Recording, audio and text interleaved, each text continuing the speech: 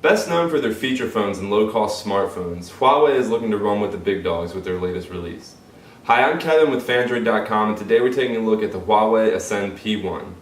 Announced back in January, the Ascend P1's once top-notch specs look a little less dazzling compared to more recent releases like the Samsung Galaxy S3 and HTC One X, but it still manages to pack plenty of power in a pretty sleek package. So is Huawei taking the next step?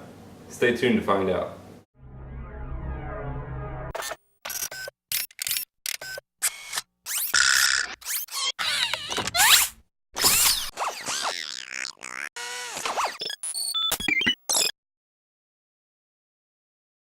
The Ascend P1 is one of Huawei's first forays into the high-end smartphone market.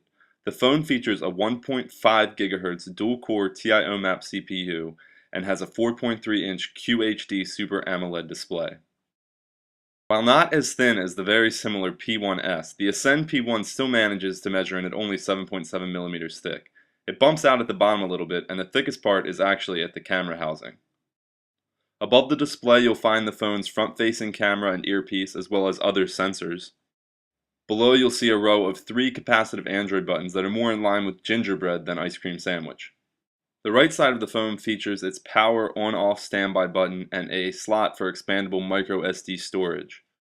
On the left side, you'll find the Ascend P1's volume rocker. The top of the device features a slot for the phone's GSM SIM card, a micro USB port for charging, and a 3.5mm headset jack. To keep the phone thin, Huawei has gone with a non-removable 1670 mAh battery. The back cover is also non-removable. At the bottom rear of the phone, you'll see a speaker for audio output.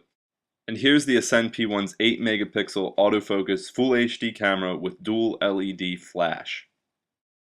The Ascend P1 runs Ice Cream Sandwich Android 4.0 with a slightly modified interface. You can see on the lock screen we can launch directly into certain apps or simply unlock the phone by sliding. The 3D interface is slightly different than what we see in standard Android 4.0, but for the most part remains pretty unchanged from the typical Android Ice Cream Sandwich experience. We can still customize the launcher by dragging applications out and dragging a new one in. If you pull down the notification pane, you'll find a series of toggle switches for things like Wi-Fi, Bluetooth, and GPS. A modified app drawer provides easy access to all your applications and features a customizable folder setup where you can create new folders and add applications directly to them.